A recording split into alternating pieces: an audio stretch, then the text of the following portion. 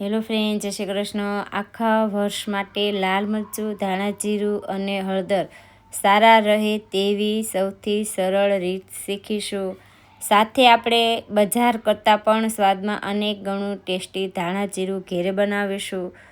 તો જો આ રીતના મસાલા હશે તો આખા વર્ષ માટે સારા રહેશે. તો ગુજરાતીઓને કહેવત છે, મસાલા બગડે તો આખું વર્ષ બગડે. પણ આ રીતે મસાલા પેક કરશો તો આખા વર્ષ માટે મસાલા સારા રહેશે. તો સૌથી પહેલાં આપણે ધાણા જીરું બનાવી લેશું. તો વજનમાં 300 ગ્રામ મેં ધાણા લીધા છે. તો તેની સામે વજનમાં 150 ગ્રામ આખું જીરું લેશું. તો જે ધાણી આવે છે એનો મેં ઉપયોગ કર્યો છે. તમે ધાણા કે ધાણી કોઈ પણનો ઉપયોગ કરી શકો. તો ધાણા કરતાં જીરું છે એ અડધું લેવાનું છે. તો સ્વાદમાં અનેક ગણું ટેસ્ટી બનાવવા માટે આપણે થોડા ખડા મસાલા એડ કરીશું.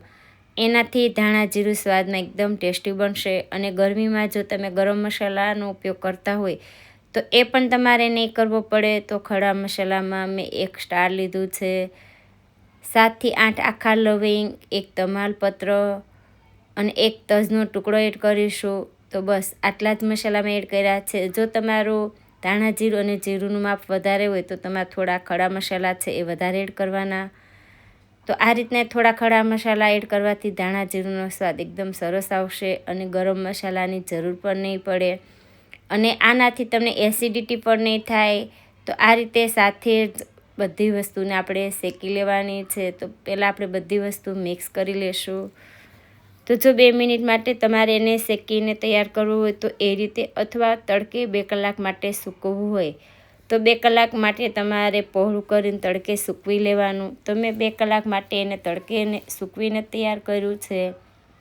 તો તડકે સુકાયેલું હશે તો ફટાફટ છે એકદમ ઝીણું એનો પાવડર તૈયાર થઈ જશે.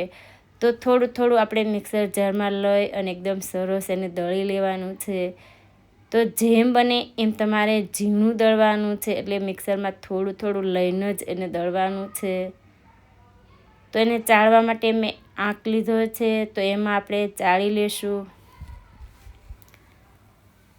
તો એકદમ સરસ ઝીણું હશે તો ફટાફટ ચડાઈ જશે. એટલે થોડું થોડું લઈ અને તમારે એને દળી અને આ રીતે આંખેથી ચાળતું જવાનું. અને જે જાડું નીકળે એને પાછું તમારે મિક્સર જારમાં લઈ અને એને દળી લેવાનું છે. તો આ રીતે બધું ધાણા જીરું છે આપણે તૈયાર કરવાનું છે. થોડું થોડું લઈ અને દળી લેવાનું, પાછું ચાળી લેવાનું. એટલે આપણું ધાણા જીરું છે આ રીતનું તૈયાર થઈ ગયું છે. હવે આ ધાણા જીરામાં આપણે કોઈ મસાલાનો ઉપયોગ કરવાનો નથી.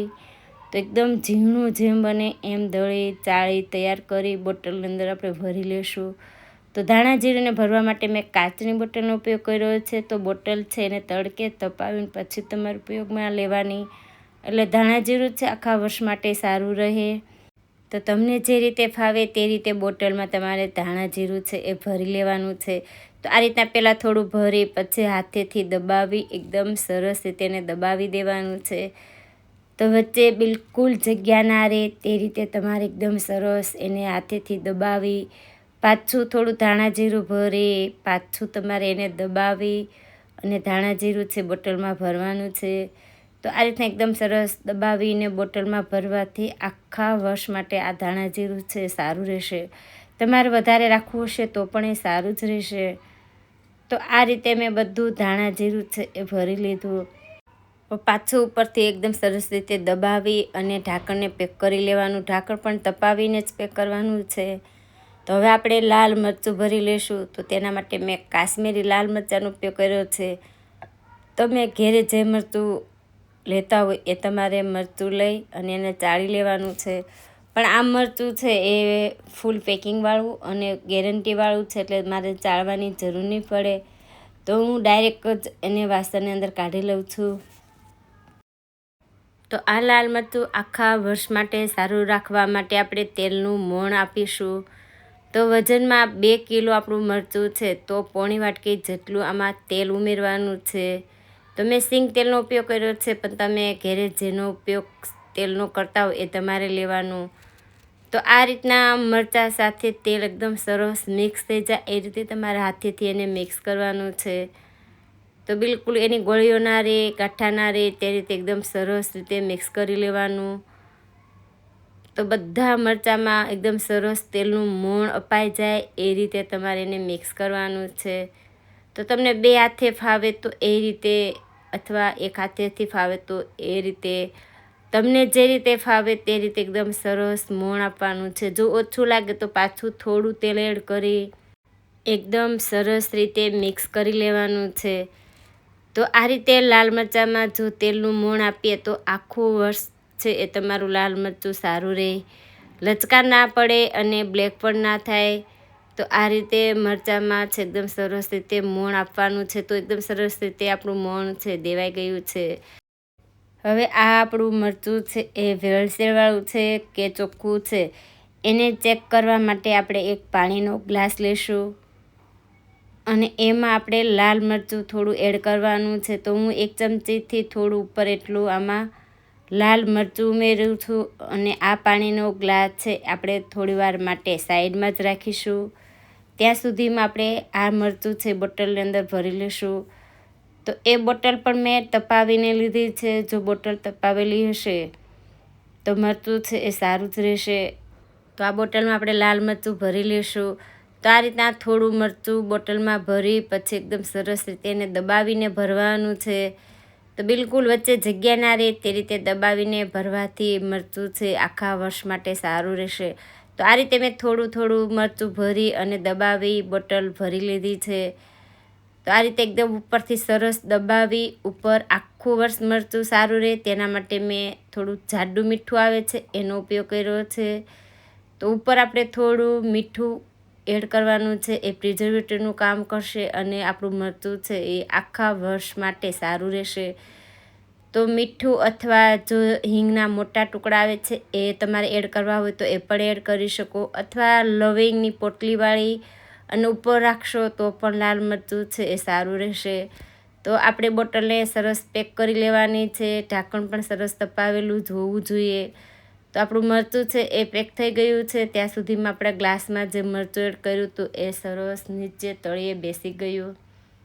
તો આ રીતના જો મરચું છે એ નીચે બેસેલું હોય અને ઉપર પ્લેન પાણી હોય તો તમારે સમજવાનું કે તમારું લાલ મરચું છે એકદમ ચોખ્ખું છે.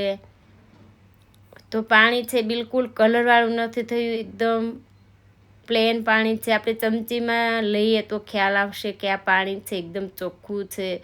થોડું જ પીળું હોય એવું પાણી લાગશે. તો જો કલર હશે અંદર તો પાણી છે એ કલરવાળું દેખાશે. તો આ રીતના આ ગ્લાસને હલાવ્યા પહેલાં ચમચીમાં પાણી છે થોડું લઈને આપણે ચેક કરવાનું છે. તો જો છે ને એકદમ થોડું લાઇટ પીળું એવું પાણી, તો એટલે કે આપણું મરચું છે ચોખ્ખું છે. તો હવે આપણે હળદરને ચાળીને લેશું. તો આ રીતે હળદર ચાળવાથી થોડી ઘણી પણ જાડી દળાણી હોય તો એ જે જાડો ભાગ હોય એ નીકળી જાય. તો મેં ઘંટીવાળા ભાઈને પહેલેથી જ કહીને દળાવી છે કે હળદર છે એકદમ ઝીણી દળજો, એટલે બિલકુલ આમાં કાંઈ જ નીકળ્યું નથી અને હળદર એકદમ સરસ ઝીણી દળી છે. તો આ હળદરમાં કોઈ પણ વસ્તુ ઉમેરવાની નથી. ઘણામાં તેલનું મોણ દેતા હોય છે, પણ હળદર જો એકદમ સરસ તમે દબાવીને બોટલની અંદર ભરશો તો હળદર છે એ લાંબો સમય સુધી સારી જ રહેશે.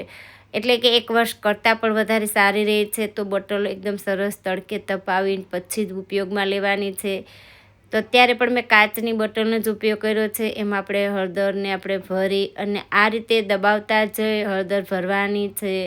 તો વચ્ચે બિલકુલ જગ્યા ના રહે તે રીતે થોડી થોડી હળદર એડ કરી દબાવી હળદરને ભરી લેવાની. તો આ રીતે એકદમ સરસ દબાવી હળદર ભરશો બોટલની અંદર તો આખા વર્ષ માટે હળદર છે સારી રહેશે. તો એકદમ સરસ રીતે દબાવી અને મેં હળદર ભરી લીધી.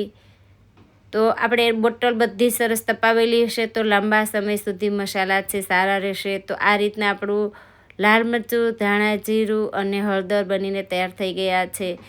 તો આ રીતે પેક કરી અને ભરશો તો આખા વર્ષ માટે તમારા મસાલા સારા રહેશે. તો આજનો આ વિડીયો ગમ્યો હોય તો વિડીયોને શેર કરજો, લાઈક કરજો. આવા જ વિડીયો જોવા ચેનલને સબસ્ક્રાઈબ કરજો.